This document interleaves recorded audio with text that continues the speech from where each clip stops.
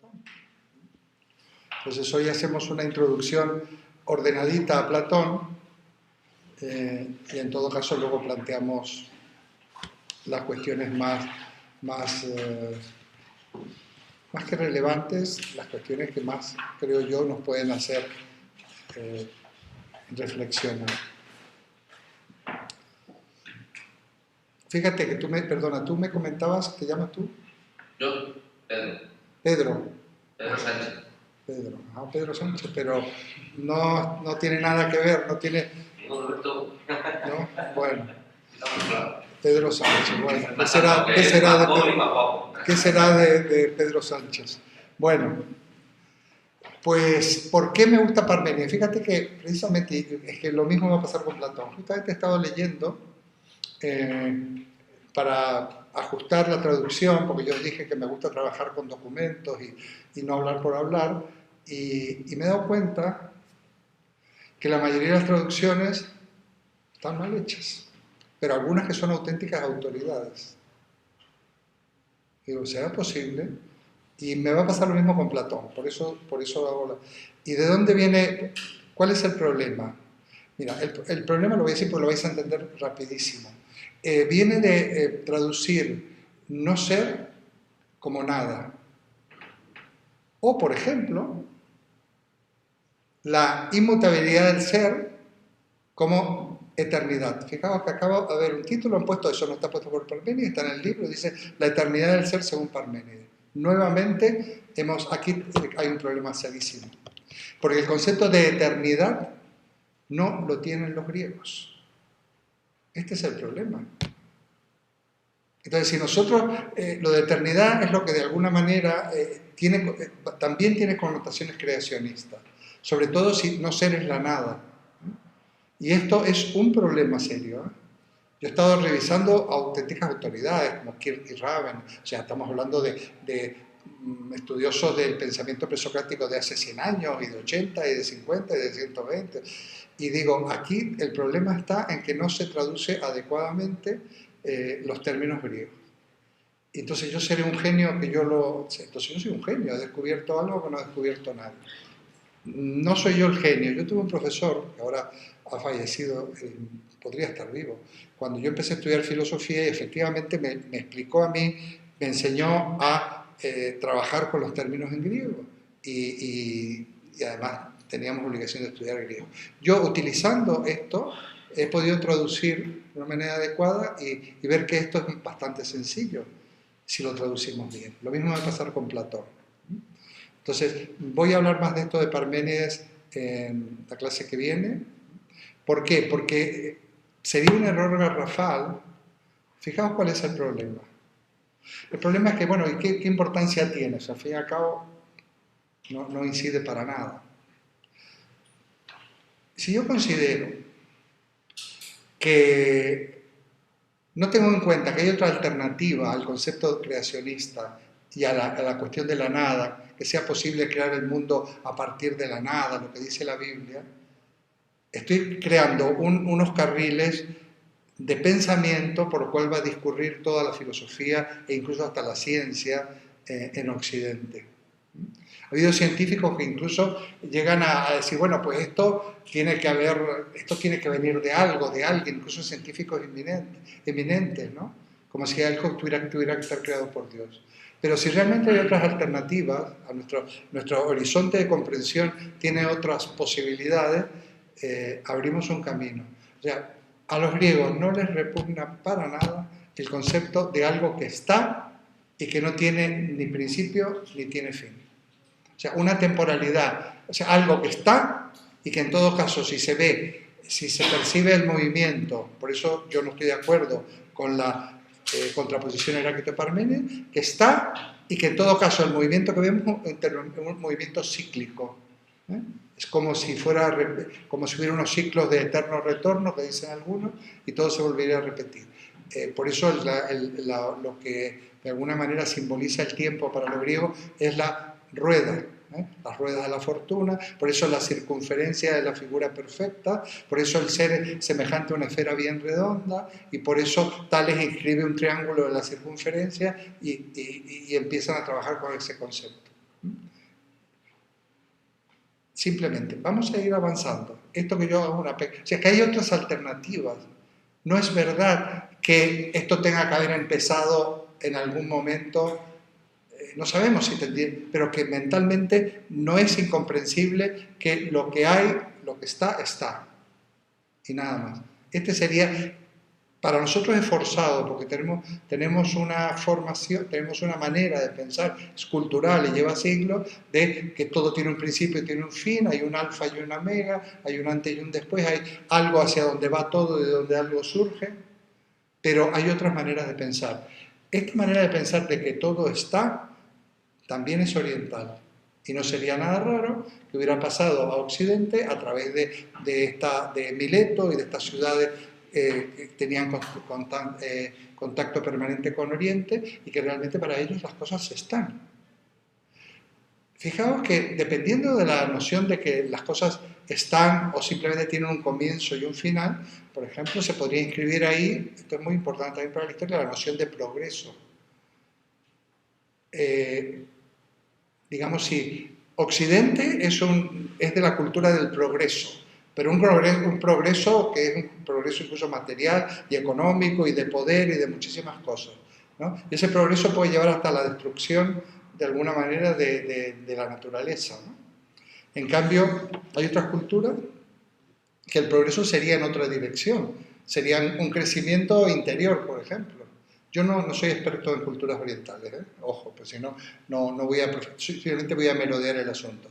Pero la manera que vive ahora un monje tibetano es exactamente igual que como vivía hace no sé cuántos siglos, porque ellos no cifran el crecimiento en un progreso material, porque para ellos las cosas están, lo importante es percibir y vivir lo que hay y ser consciente de lo que hay, ¿no? Bueno, ya volverá a este tema, pero que hay otras maneras de entender las cosas y hay otra manera también de organizar el conocimiento. Bueno, vamos a ir a Platón. Lo que hay que entender en Platón además es el concepto de idea, pero vamos a introducirlo un poquito. Vamos a introducirlo. Hablar de Platón es también hablar de Sócrates, porque como Sócrates no escribió nada, no dejó nada escrito, es un personaje del cual ha tenido mucha importancia en el pensamiento clásico, pero el Sócrates que conocemos fundamentalmente es el Sócrates de Platón y de algún otro, pero básicamente es un personaje de los diálogos platónicos. O sea, en los diálogos platónicos aparece muchas veces Sócrates.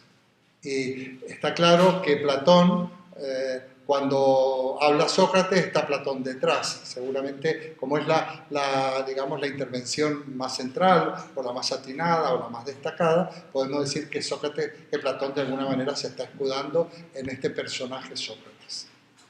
Cuando digo personaje estoy diciendo que, bueno, hay un filósofo Sócrates, pero en el diálogo actúa como personaje, ¿no?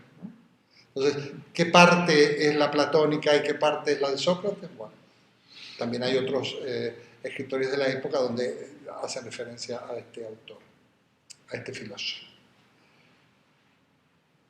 Sócrates sí que forma parte de un movimiento, de una corriente filosófica de Atenas, de la época, digamos, dorada de Atenas, siglo V, siglo IV, en donde surgen algunas escuelas que están orientadas a formar a los ciudadanos atenienses, a los jóvenes, bueno, casi todos jóvenes, para poder participar en la vida política, para participar en la polis. Ya sabéis que la democracia ateniense es una democracia participativa, asamblearia casi, pero todos tienen derecho a hablar y a intentar convencer y a llegar a acuerdos. Claro, todos los que son ciudadanos, o sea, básicamente los hombres son varones, no, las mujeres no tienen estos derechos, y los ciudadanos, por supuesto, no los esclavos, no los siervos, ciudadanos libres, atenienses. Estos ciudadanos, realmente la vida política se organiza en estas asambleas democráticas. El ciudadano, para poder participar, tiene que tener una formación. Entonces, estos maestros, donde encontramos a los sofistas y a Sócrates, se dedican a esto, a formar al ciudadano en arte, en retórica, en argumentación, y fundamentalmente con una orientación ética y política. La ética para estas escuelas atenienses es muy importante, pero tenéis que tener en cuenta que la ética siempre es una disciplina que busca el bien. Pero el bien en esta época es el bien, es la verdad, ya lo vamos a ver, ¿no? Y es un bien orientado a la polis. Tiene más importancia en esta época la comunidad que el individuo. Por ejemplo, cuando Sócrates es condenado, ya sabéis que fue condenado y que luego pues asume la pena de muerte y se administra este veneno, le ofrecen antes de esta ejecución, aunque sea una autoejecución, por ser una persona notable, no lo iban a ahorcar como un ladrón o un asesino, pues le ofrecen la posibilidad del exilio a Sócrates. Bueno, primero tiene la posibilidad de desdecirse de aquello que él había enseñado, cosa que no hace, y también del exilio. El exilio no puede ser admitido porque fuera de lo que es la comunidad política, no hay salvación posible, ¿no? Era como no poder realmente volver a ese paraíso perdido. Ya hablaremos de ello.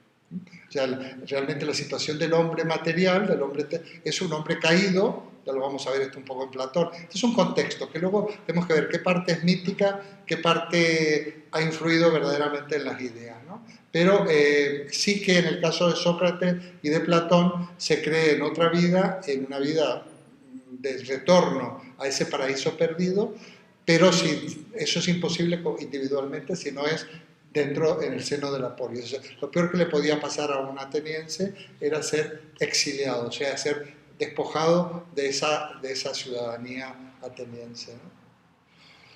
Entonces, Sócrates realmente asume perfectamente esa condena, y además hay un pasaje muy interesante en la Apología de Sócrates donde él cuenta que, bueno, que hay otra vida y que el alma es inmortal, y en fin, estas creencias que luego van a repercutir muchísimo en Occidente, ¿no? No solo en la época griega, sino también asumidas posteriormente por el cristianismo. Bueno, pues, pero el bien máximo es el conocimiento, es la verdad. Por ejemplo, la moral griega es la verdad política, también la verdad de la ciencia. O sea, lo que realmente es importante es el bien común, el bien de la comunidad, el bien de la sociedad, por un lado, pero también el bien que es la verdad.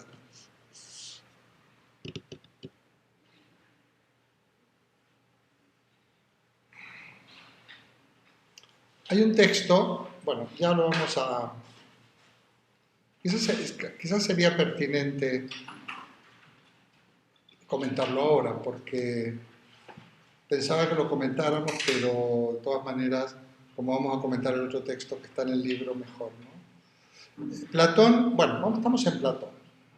Me voy a ir refiriendo a Sócrates, pero estamos en Platón. Platón escribe diálogos, la mayoría de sus obras son diálogos, se conoce como los diálogos platónicos, está editado en castellano, la edición así más completa, la editorial Gredos, están los diálogos platónicos, la obra, hoy en día se pueden conseguir en internet los diálogos todos, y esos diálogos, según por ejemplo Abagnano, un historiador italiano, que ya ha fallecido, historiador de la filosofía, se dividen en cuatro grupos, por si queréis tener este elemento de edición. Diálogos de juventud, diálogos de transición, diálogos de madurez, diálogos de senectud. Son como 4 grupos, ¿no? Yo no, el número exacto en este momento no recuerdo, pero son del orden de los cerca de los 20 diálogos, ¿no? Y entonces la referencia puedo mandarla también, y si no lo busquéis vosotros, a Bagnano, a Bagnano se escribe con 2B, diálogos platónicos, y ahí va a salir la referencia. Y además también algunos, si quieren en un trabajo de Platón, pues no cuesta nada enumerarlos todos, ¿no? De la primera época, la segunda, la tercera y de la cuarta, enumerar todos los diálogos. Ha habido estudios muy importantes. Yo creo que hoy en día se sabe con exactitud cuáles son los diálogos, porque en algunos casos ha habido autores que han propuesto otros diálogos como de Platón, pero por lo visto no lo son. O sea, también ahí hay polémica, de cuáles son auténticos, cuáles no. Yo creo que la clasificación que da Bagnano, que probablemente el libro la tenga, pues es las conclusiones más avanzadas y más actuales, ¿no? Y entonces hay algunos diálogos que ya no figuran. ¿Por qué se llaman diálogos? Bueno, porque son diálogos. Lo que ocurre siempre es que se plantea un tema, hay varios interlocutores que discuten sobre este tema. Así presenta Platón las cosas. Yo diría que es una manera muy interesante de escribir. No es el ensayo donde el filósofo, por ejemplo Aristóteles, podríamos decir que sus obras son ensayos, ¿no? Donde él va explicando su doctrina o lo que piensa sobre el ser, sobre la naturaleza, sobre la ética, etc. En el caso de Platón, más bien diríamos que lo que hace es someter a discusión las cuestiones de las que trata. Me parece muy interesante, voy a tener que dar un ejemplo, me parece muy interesante porque de alguna manera deja al interlocutor bastante libertad de interpretación, no da las cosas totalmente hechas. Es una manera casi desde el punto desde el punto de vista literario son interesantes. Platón es un literato, Aristóteles es un escritor, vamos a llamarle científico, no tiene la belleza y la literaria que puede tener Platón, pero al mismo tiempo también tiene un criterio didáctico, porque lo que yo hago es someter una discusión, un tema, lo analizo, lo presento desde distintos puntos de vista. Y luego siempre se puede encontrar la conclusión o lo central o digamos, la postura de Platón casi siempre detrás de Sócrates, si está Sócrates en el diálogo. Voy a dar un ejemplo, porque creo que vamos a ir más rápido. Hay un diálogo que a mí me gusta mucho, que es el banquete. En el banquete, el más conocido es el del mito de la caverna del libro séptimo de la República, que seguramente también se puede comentar. No sé si estará el banquete en el libro de Sánchez Meca, pero en el banquete es un diálogo que se habla sobre el amor. Es interesante porque aquí va a salir el concepto de amor platónico y veréis qué alejado está de lo que piensa comúnmente la gente de lo que es el amor platónico, ¿no? Dice que el amor platónico es una especie de amor imposible, o enamorarse de una actriz, o de quién sabe quién, de alguien inalcanzable, ¿no? O a veces como amor, no, este amor es solo un amor platónico, como si fuera completa espiritual o cosas de este tipo. Bueno, este diálogo sobre el amor es un banquete, como su nombre indica, y hay varios comensales discutiendo sobre este tema. Todos hombres, Todos hombres. Las mujeres ahí no tenían mucho. Sin embargo, ya veréis que aparece una mujer en el diálogo, no en el banquete. Y entonces hay todos los puntos de vista que podéis imaginar sobre el tema del amor. Es interesante. Amor, hay hasta escenas de celos, porque querían sentarse al lado de Sócrates algunos de los discípulos. Ahí era frecuente que entre maestros y discípulos pues hubiera una relación muy estrecha, ¿no?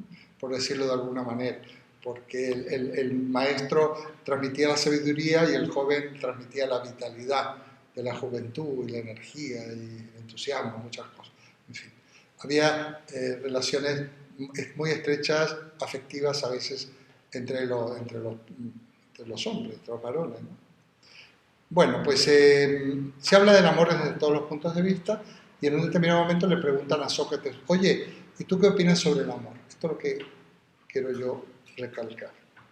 Y entonces Sócrates dice, bueno, lo que yo sé del amor lo aprendí de una extranjera de Mantinea, llamada Diotima. Yo voy a recalcar lo que quiero luego para llamar la atención sobre Z.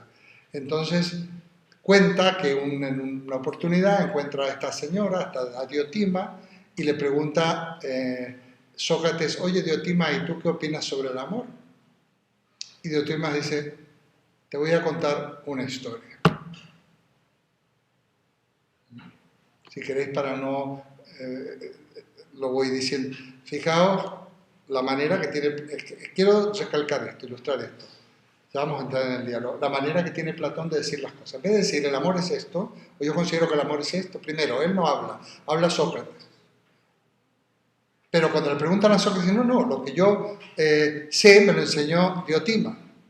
Y a su vez Diotima dice, cuando él le pregunta, te voy a contar un cuento. O sea, fijaos, qué indirecto. O sea, que en el fondo Platón, como recurso literario y didáctico, va a plantear la historia, nos va a contar la historia que le cuenta Diotima a Platón, que esa se va a interpretar ahí mismo, la va a interpretar Platón y Diotima, creo que va ella también a hacer su... Pero nos da muchas posibilidades de que no seamos nosotros el que lleguemos a unas conclusiones. O sea, es muy indirecto, ¿no? Es muy indirecto. O sea, que Platón nos cuenta en el diálogo lo que dijo Sócrates, que a su vez le había enseñado a Diotima contándole una historia. Bueno, y le cuenta la historia.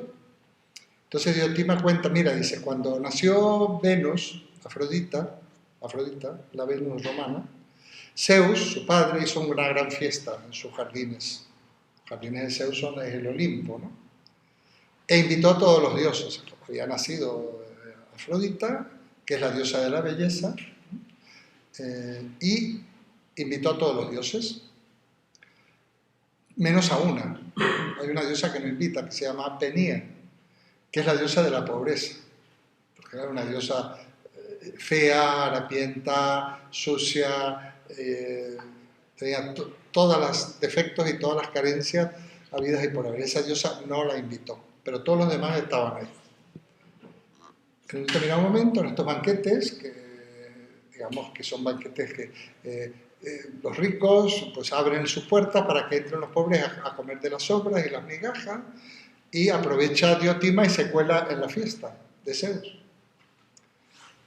Entra a la fiesta y ve a un dios que le gusta muchísimo y piensa, yo quiero tener un hijo de ese. Ese es Poros, que es el dios de la riqueza. Poros, de la abundancia, del recurso. Pero del recurso en todos los aspectos, porque además también era guapo. Joven, guapo, simpático, tenía todo. Era todo lo contrario de ella, pero ella dice, yo quiero tener un hijo de este. O sea, le faltaba de todo, pero tonta no era. Lo emborracha, y esta es una nota a pie de página del propio Platón, dice, con néctar, porque en esa época no había vino, muy simpática la nota, diciendo, bueno, nos coloca en una época antiquísima donde no había ni vino, dice, yace al lado de Poros y tienen un hijo que se llama Eros. Ahí mismo, son dioses. Por eso Eros, dirá Platón, será eterno acompañante de Afrodita, porque nacieron el mismo día. Fíjate qué curioso. Nace Afrodita, hace la fiesta, supongo que a la tarde ya nació Eros, entonces va a ser eterno compañero y escudero, dice, acompañante de Afrodita. Muy bien. Y entonces le pregunta ahí dice, ¿cuál es la naturaleza de este dios? Le pregunta Sócrates a Diotima. Dice, mira, como su padre, el disco de arranque está casi lleno, vale, pues bueno, qué pesadez. Como su padre, dice él, es todo lo consigue, porque ha heredado esa capacidad de conseguir todo lo que necesita. Es un Dios que es muy pujante, muy eficaz, tiene mucha energía y todo lo que necesita lo consigue. Pero es hijo de Penía. Por lo tanto, está condenado a perder todo lo que consigue. No lo puede guardar, no lo puede atesorar. ¿No? Y entonces, lo que consigue, así como lo ha conseguido, lo pierde. Esto no sería ningún problema, porque como realmente es hijo de Poro, aunque lo pierda, volverá a conseguir lo que necesita. Bueno, fijaos qué interesante. El personaje Eros, hijo de Poros y de Penía. Bueno, aquí podríamos estar hablando muchísimo. Lo que quiero decir que Eros es el dios del amor. Es el dios del amor. Pero es el amor ¿a qué? Eros en realidad, si siguiéramos con el diálogo, veríamos que Eros es el auténtico filósofo. Porque Eros, digamos, se encamina hacia la verdad, al conocimiento y consigue llegar a la verdad, aunque la va a perder, va nuevamente a despistarse, nuevamente va a caer en la oscuridad, pero va a poder seguir buscando, ¿no? Entonces, bueno, es muy interesante Eros, porque Eros es el prototipo del filósofo. Si tuviéramos que explicar el concepto de filosofía en Platón, basta que describiéramos a Eros. Es aquel que busca, que consigue, pero que nunca se va a considerar sabio, porque el sabio es aquel que posee la verdad. Y Eros no puede, el filósofo para Platón no puede poseer la verdad. Está siempre tras la verdad, está descubriendo la verdad, pero al mismo tiempo la verdad se le escurre, se le escapa. Y por lo tanto, pero tiene la capacidad de seguir buscándola. De aquí se pueden sacar muchísimas cosas. Eros es el filósofo, Eros es, bueno, si fuéramos al amor, quisiéramos aplicarlo al amor, también lo podríamos aplicar. En el amor uno nunca puede decir, no, ya lo tengo, ya lo he conseguido, ¿no? Uno consigue, pero como no lo haga crecer, el amor está como condenado a crecer, y si no crece, desaparece. La gente que ha vivido, lo que habéis vivido, amor de cualquier tipo, pero no digamos nada del amor aquel que es el más dramático, que es el amor erótico, ¿no?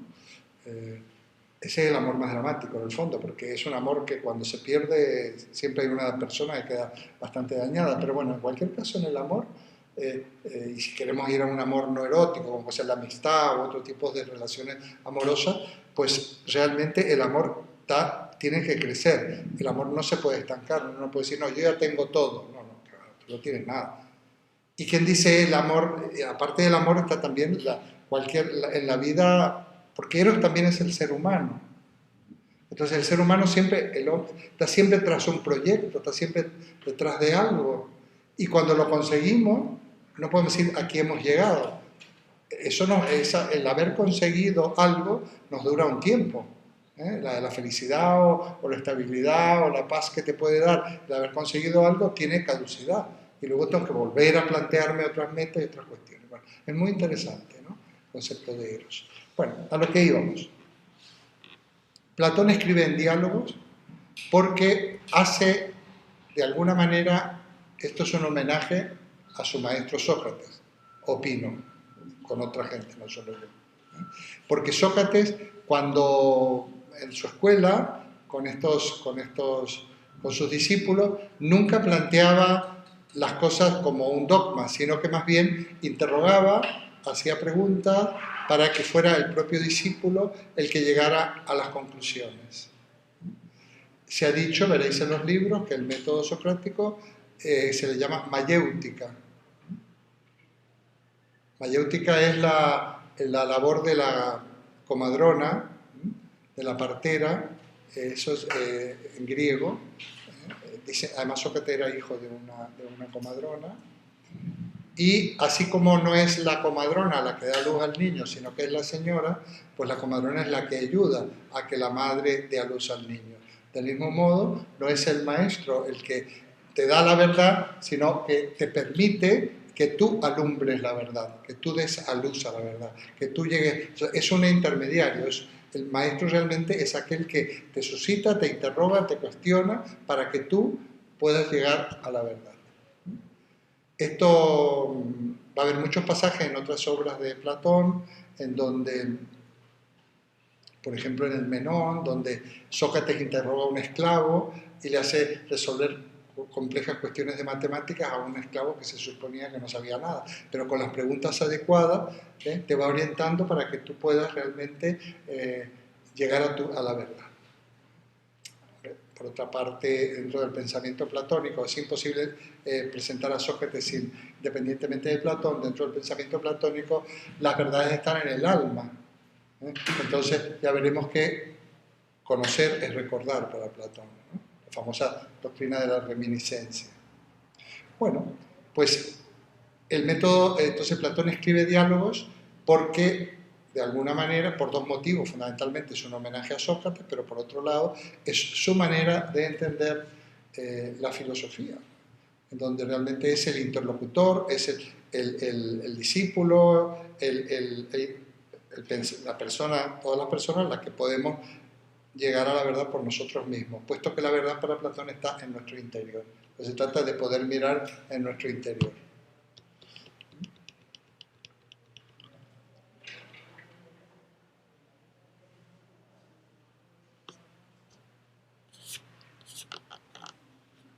Para Platón, el hombre estaría formado de alma y cuerpo. Estoy dando un Platón muy esquemático y muy escolar. Esto a veces se lo conoce como el dualismo platónico, o sea, se habla del dualismo antropológico platónico porque el hombre sería alma y cuerpo.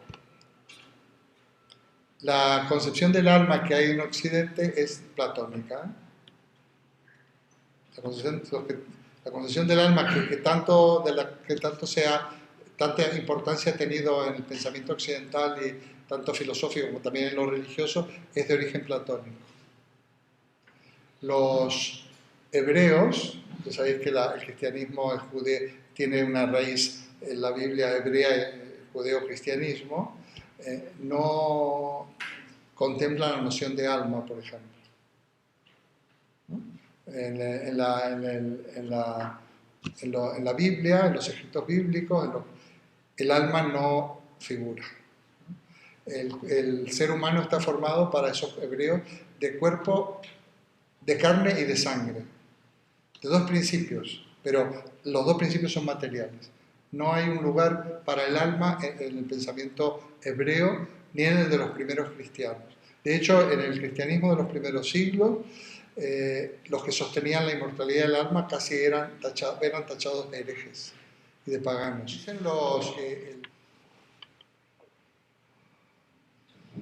los comentaristas de Platón que Platón considera que el hombre en realidad está formado fundamentalmente por el alma, nada más, ¿no?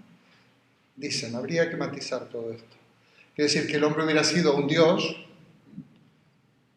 Platón recurre mucho al mito, por lo tanto no es tan fácil a veces establecer qué aspectos son recursos literarios o didácticos y qué aspectos son realmente creencias, ¿no? Pero el hombre habría sido un dios que al encarnarse en un cuerpo, pues habría olvidado todo lo que sabía. Una de las características de los dioses en la cultura griega es la sabiduría.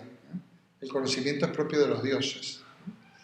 Entonces, al encarnarse en un cuerpo, pues habría olvidado, pero esas verdades estarían en su alma. Por lo tanto, el hombre cuando conoce a través de los sentidos, entonces serviría de ocasión para mirar en su interior y encontrar esas verdades. Esas verdades que había olvidado. Aquí viene, por ejemplo, a cuento el famoso mito de la caverna, ¿no? ¿Os acordáis de la alegoría de la caverna? No. A ver, esto está en el libro séptimo de la República. Probablemente si el texto está, el segundo texto podría ser ese, ¿no? El texto está yo creo que sí. Plantea en el libro séptimo de la República, plantea Platón, es un fragmento de este libro, que hay una caverna en donde hay unos prisioneros encadenados, ¿eh? Han estado ahí siempre, esos prisioneros, ese es su mundo, su entorno ha sido siempre la caverna, con los ojos puestos en la pared de la caverna, la pared, digamos, de espaldas a la entrada de esa caverna, y esos están ahí encadenados. Esto lo buscáis en internet, hay hasta dibujos y hasta está animado, pues hay de todo, ¿eh? Hay gente que ya ha hecho animación, ha hecho dibujos, lo ha dibujado, bueno. Pues en la pared de la caverna estos hombres ven pasar unas sombras, como estas sombras que hay, porque lo explica con detalle, que hay una luz y eso hace que como cuando hacemos estas sombras chinas, así en una pared, pasando por la luz. Entonces, esas sombras, para esos prisioneros, es lo que conocen. O sea, su conocimiento es sobre sombras. Porque ellos creen, su entorno es estar encadenado, estar mirando a ese fondo de la caverna y lo que conocen son las sombras que pasan por ahí. Bueno, esta es un poco la escenografía. Uno de estos prisioneros se libera y consigue con bastante dificultad salir afuera de la caverna. Incluso tiene que subir porque estaba como enterrado. Y una vez que sale de la caverna, lo primero que le ocurre es que se encandila, o sea, porque sale al mundo de la luz y además tiene hasta deseos de regresar, de volver. Pero si persiste, se acostumbra y empieza a distinguir cosas. Plantas, piedras, animales, y se da cuenta, en el proceso, de que lo anterior era un mero reflejo, una mera sombra, y que lo verdaderamente real estaba ahí afuera. Bueno, este señor vuelve a la caverna, estoy simplificando porque a lo mejor si el texto está ya lo comentamos en forma en su momento, y cuando cuenta estas cosas pues lo quieren matar, ¿no? Porque piensa que está loco, va a complicarles la vida, si los están fenomenal ahí, si nunca, siempre han estado ahí, ¿no? Supongo que tendrían de todo, les darían de comer, estarían súper, no aspiraban a nada porque tenían todo resuelto ahí en la caverna. Bueno, entonces piensa nuevamente la interpretación. ¿Qué es la caverna? Pues la caverna es el mundo de la ignorancia, la sombra es lo que nosotros conocemos a través de los sentidos, ¿eh? No necesariamente en nuestra vida, ¿eh? Es un ejercicio filosófico interesante si uno tiene tiempo, con alumnos muy principiantes, decirle, bueno, a ver, ¿en qué consiste la caverna hoy en día? Realmente, ¿qué son las cadenas? ¿Somos prisioneros de qué? ¿Cuáles son las sombras? ¿Cuál es ese espejismo? Esas cosas? ¿Dónde estaría lo verdaderamente real, ¿no? Los esfuerzos que hay que hacer para salir al mundo de la luz y persistir en él. ¿Qué relación hay entre el mundo de la luz y el mundo de la sombra? Otra cosa que aparece mucho hasta en el poema de Parménides, que yo voy a mandar a través de... No me digas, de Adolfo.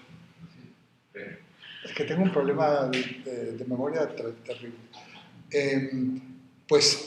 La dialéctica entre el mundo de la noche y el día, la luz y la sombra. Bueno, pues se sale al mundo de la luz, se ve las cosas tal cual son, luego se toma conciencia de que las cosas se ven gracias al sol, porque ese mundo está el sol, y el sol va a ejemplificar, va a simbolizar la idea de bien en Platón. Ya vamos a ver la teoría de las ideas. Precisamente ese bien al cual nosotros perseguimos a través de nuestra conducta ética, moral, es el bien que es lo que ilumina todo. Y el bien es lo que nos permite, nosotros vemos las cosas porque el sol las ilumina. Es muy interesante también esta metáfora del sol y de las tinieblas. Bueno, pues se trata entonces de que cuando nosotros, a través de los sentidos, que nos engañan siempre, porque los sentidos nos hacen ver las cosas como si fueran meras sombras, son meros reflejos, cuando nosotros logramos mirar a nuestro interior, en realidad el interior nuestro va a ser el exterior de la caverna. Y verdaderamente vamos a descubrir que las verdades están en nuestra alma, diría Platón. Y precisamente ahí vamos a raíz de ese conocimiento de los sentidos que nos engaña, vamos a poder llegar al conocimiento intelectual, que es el conocimiento de la verdad, que está en nuestro interior. Esta doctrina la va a recuperar, por ejemplo, San Agustín, cuando dice que la verdad está en nuestro interior y cuando Dios crea el alma nos pone las verdades como si fueran semillas o razones seminales en nuestra alma. Bueno,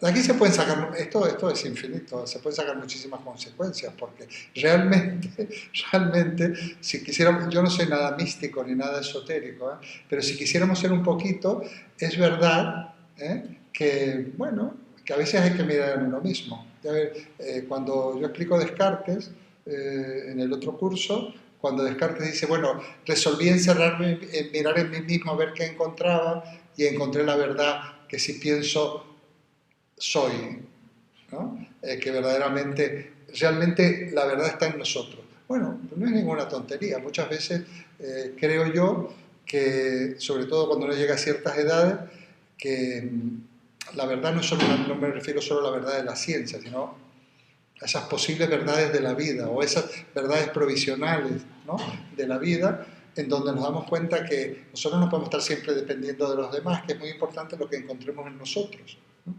Y mirar en nosotros y tener un cierto dominio de uno mismo es muy importante porque es casi lo único que tenemos. Yo pienso, por ejemplo, que en esta recta final, cuando ya somos mayores, pues lo que tenemos es realmente nuestra propia interioridad, ¿no? Y ahí podemos encontrar muchas claves, no porque la haya puesto nadie, ni Dios haya puesto esa semilla, ni porque hayamos tenido otra vida, sino simplemente porque, bueno, porque hay que lograr de alguna manera salir del mundo del ruido, del ruido en todos los sentidos, que te empaña y que no te permite ver, ¿no? Muchas veces porque estamos viendo las cosas o prefiriendo cosas por su valor económico, por el poder, por vanidad, por montones de cosas, cuando lo verdaderamente que te puede hacer feliz, lo que verdaderamente te hace feliz, seguramente son las cosas sencillas y mucho de lo que tú encuentres en tu interior, ¿no? Bueno, habría muchísimo, muchísimo ahí que decir. Bueno, para Platón los sentidos nos engañan. Y la verdad, a la verdad se llega a través de la inteligencia, a través del logos. O sea que, y eso es lo que Platón le llamará la idea. Entonces, la inteligencia se dirige a las ideas.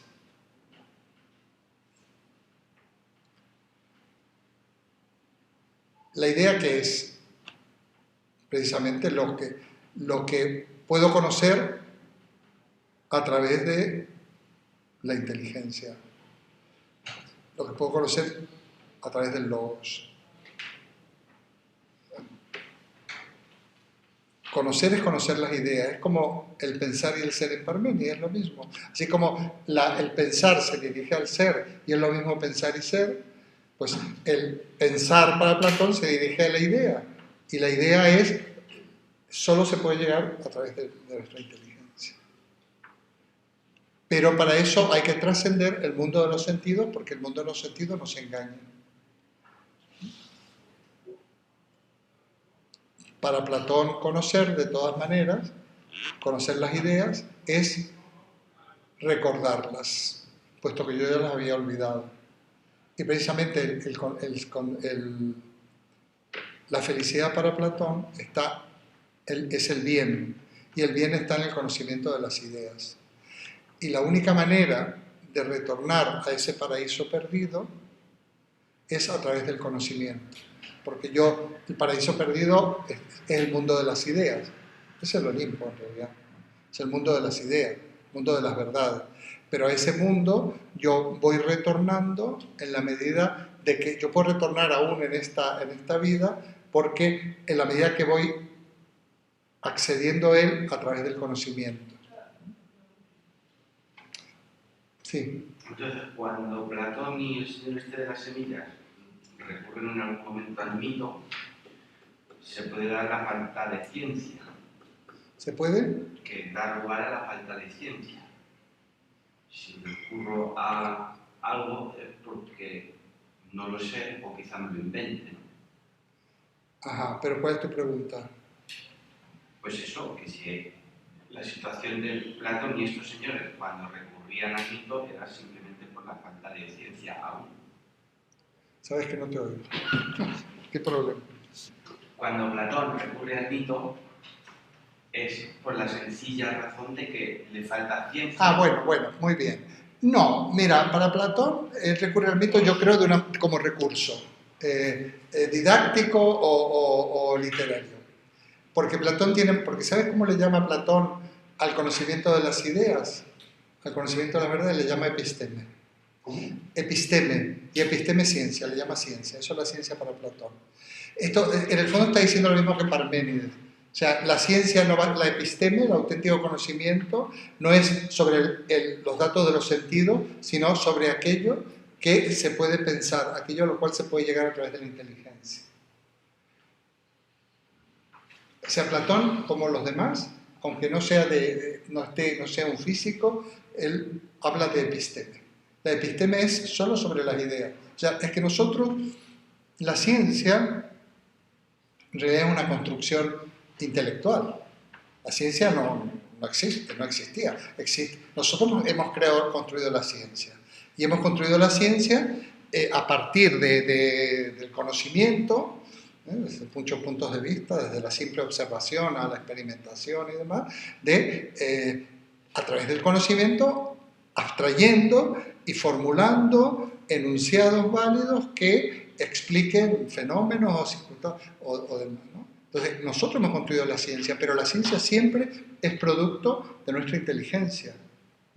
Nosotros podemos partir de la observación empírica, pero habrá un momento que tendremos que trascender lo meramente individual para llegar a enunciados que sean válidos y que expliquen regularidad, ¿no? Entonces, Platón está también buscando la ciencia. Él habla de episteme. Más, él dice, fijaos, lo dice literal, dice, los sentidos nos orientan. Las preguntas son muy buenas por esto, ¿sabes? ¿Cómo es que te llamaba este chico? Oscar. Las preguntas son muy buenas por esto. Mira, Platón dice literalmente, divide el conocimiento en dos tipos, doxa, con X, o episteme. Doxa y episteme. La doxa es el conocimiento que tú obtienes a través de los sentidos, y la episteme, el conocimiento que tú obtienes a través de la inteligencia. Lo que pasa es que la doxa te puede llevar a la episteme. O sea, doxa se traduce como opinión. Y nosotros realmente, de la mayoría de las cosas que conocemos, la tenemos a nivel de doxa, ¿no? Doxa, una opinión razonada, dicen algunos, pero realmente conocimiento científico, nosotros funcionamos con un cúmulo de conocimientos que casi lo tenemos un poco de una opinión razonada, en la cual más o menos creemos, pero no es un conocimiento científico, aunque sabemos que hay una explicación científica de nuestros conocimientos, ¿no? Pero la doxa es el conocimiento que nos proporciona los sentidos, un conocimiento más imperfecto. Y la episteme es el conocimiento propio de la inteligencia que se orienta a la verdad, o sea, al conocimiento que explica aquello de lo que trato. Lo que pasa es que digo explica porque no puedo decir demuestra porque bueno, es una cosa muy seria lo de la demostración en ciencia y dependiendo de la ciencia y dependiendo de la época, ¿no? Pero al menos explica. La episteme tiene esa vocación de explicar aquello que se estudia. Puede ser los fenómenos, puede ser otra cosa, ¿no? Entonces, sí. No, sí, aquí le iba a preguntar algo, pero en relación con otra cosa, con el cristianismo y el alma, lo que ha comentado antes. En relación con el cristianismo... Sí, pregunta. Muy rápidamente, ¿cómo y cuándo se introduce en el cristianismo el concepto de alma? Bueno, muy bien. Mira, ahí lo vamos a ver en detalle, pero te lo digo de antemano. Vamos a ver en detalle porque es un tema que es cristianismo y filosofía, que es uno de los temas a los que yo me dedico bastante, para que veáis un poco desde el punto de vista histórico la confluencia entre dos corrientes de pensamiento que son muy antagónicas, como que es el judeocristianismo, es una corriente casi minoritaria de unos pastores nómadas del desierto, y la filosofía, que es una cosa de muchísima entidad, de unos pueblos sedentarios, de la filosofía greco-romana, estoy hablando de algo serio, algo muy potente. Bueno, cuando se produce esta confluencia de cristianismo y filosofía, en realidad yo creo que se va a producir, hay que estudiar dos o tres cuestiones. Bueno, primero ya hay algún evangelio que está escrito en griego, el de San Juan, porque no todos están escritos, están en arameo, está escrito en griego. Por eso San Juan dice, en el principio era el verbo, ¿os acordáis? Y el verbo se hizo carne y habitó entre nosotros. ¿Suena esto? Bueno, pues es la traducción literal del logos.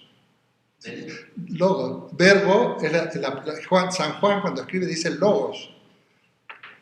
Entonces, claro, cuando éramos pequeños o cuando nos enseñaban estas cosas, el verbo, al principio era el verbo y no entendíamos nada.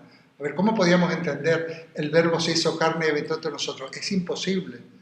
Pero en realidad San Juan está utilizando el término logos. Entonces ya empezamos a entender un poquito. Al principio era el logo, o sea, como la razón, el orden. Y eso, bueno, es un ejemplo. Ahí hay una pequeña influencia ya porque Juan al escribir en griego, ya sabéis que las lenguas determinan ya significados, ¿no? El griego es una lengua muy, muy lógica y muy organizada. Bueno, al principio, ahí para explicar esto, es que esto va a pasar como por el siglo III, ¿no? Para que te des una idea de nuestra era, del segundo y el tercero. Hay que tener en cuenta las siguientes cuestiones históricas, que ya las vamos a ver. Bueno, la clave y la definitiva fue cuando se hace el cristianismo religión oficial del imperio, ¿verdad? Que fue un magistral golpe político, no es que se convirtiera el emperador, sino que fue un golpe político porque convenía, era interesante. Pero había ocurrido muchas cosas. Primero, aquí hay que estudiar un tema que es el de los famosos padres apologistas. Los padres apologistas, hay padres apologistas griegos y latinos, son del siglo II, hay un magnífico libro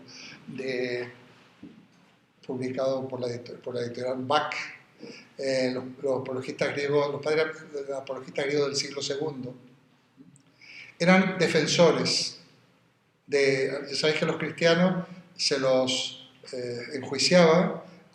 Bueno, eso ya hablaremos. El cristianismo no se persiguió por sistema en el Imperio Romano, ¿no?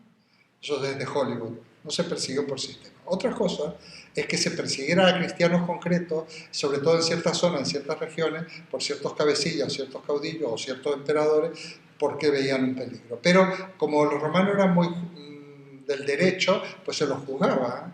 No es que se los juzgaba, quizás con las mismas garantías que tenemos ahora en algunos juicios, ¿no? Pero técnicamente se los juzgaba. Entonces había unos defensores de estos cristianos que se los conoce como el nombre de apologistas. Apologista es defensor.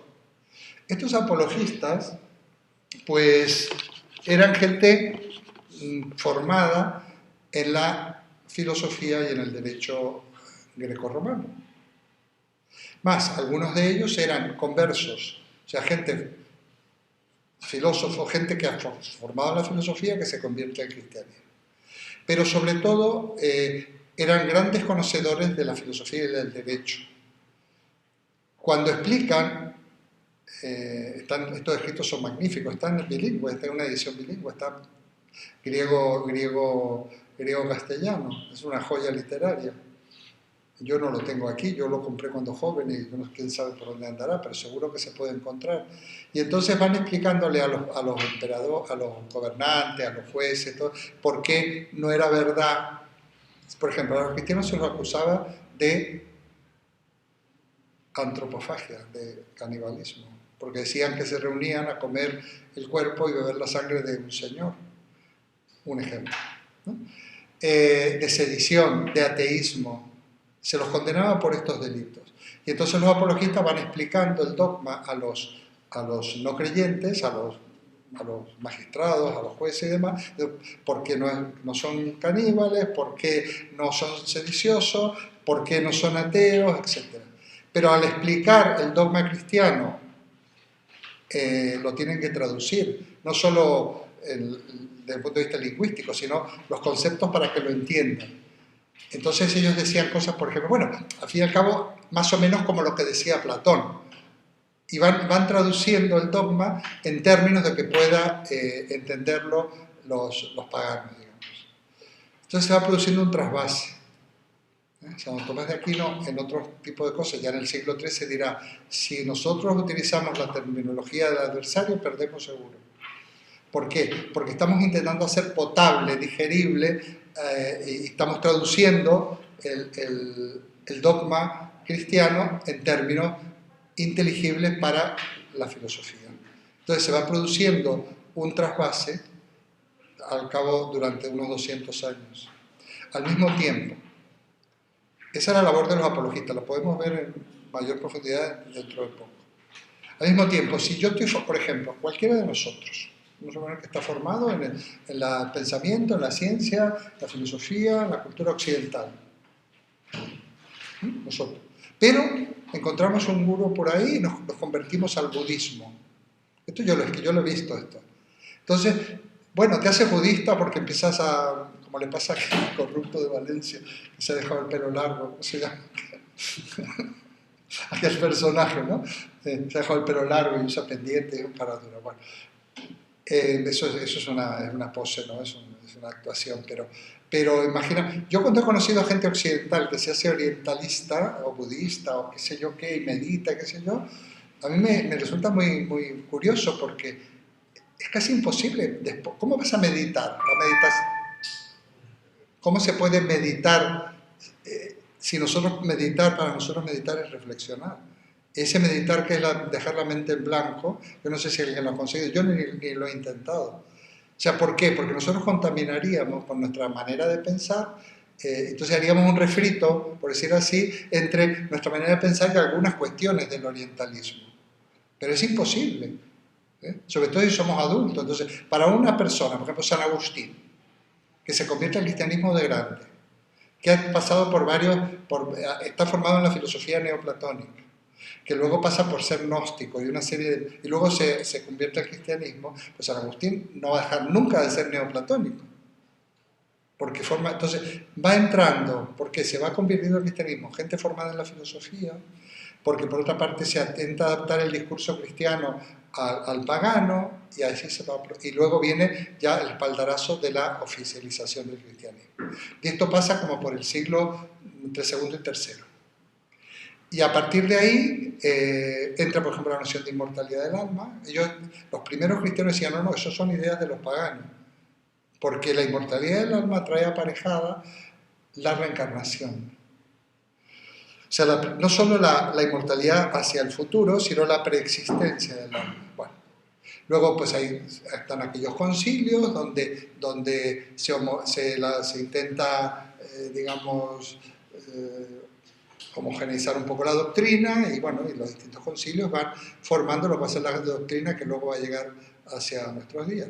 Pero, por ejemplo, el alma no es el propio concepto de Dios, el concepto de Dios judeo-cristiano, el que luego, sobre todo el de la Edad Media y demás, es un Dios que es más bien un Zeus que un Yahvé de la Biblia. Un Yahvé que es hasta innombrable. El Yahvé ya sabéis, es un conjunto de consonantes que no se pueden ni pronunciar. Ellos es como los musulmanes, a Dios no se lo pueden ni representar ni pronunciar en el fondo. Entonces, cuando nosotros lo pronunciamos, porque nuestro término Dios es el genitivo de Zeus. Nosotros, Dios, es Zeus, Zeus, en griego, el genitivo, ya sabéis, es Diu. Zeus, esas tetas se transforman en una delta, Diu. De ahí viene Dios. Y el Theos, eso Dios en castellano, y el Theos, Theo, de latín, es Zeus, porque la TH, Zeus, o sea que nosotros realmente, el Dios que pasa a Occidente es Zeus. Y el cristianismo adopta no solo la inmortalidad del alma, sino es una religión politeísta, totalmente politeísta. No es ¿cómo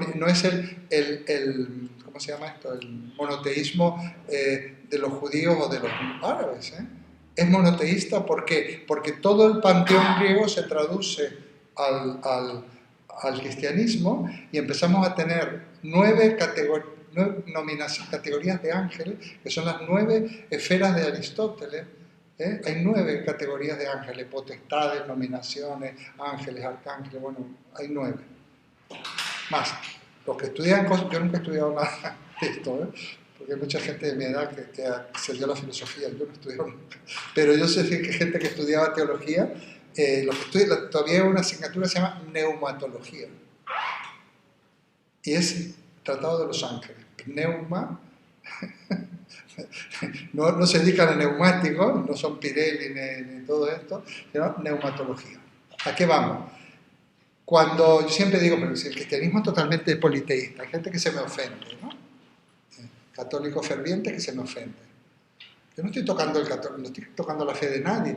Yo digo, si viniera un marciano aquí a hacer un trabajo sobre religiones, imagínate, San Expedito, Santa Eulalia, la cantidad de vírgenes, que yo siempre hago la broma que son todas parientes, las vírgenes, son primas hermanas, son la misma, ¿no? Pero efectivamente, la gente, hay una cantidad de divinidades. Si el politeísmo se define por las divinidades, pues tenemos muchísimas divinidades. Por supuesto que hay una divinidad principal que es Dios, que es Zeus, en el fondo. Para nosotros es uno y trino. Ya es uno y tres al mismo tiempo, ¿no?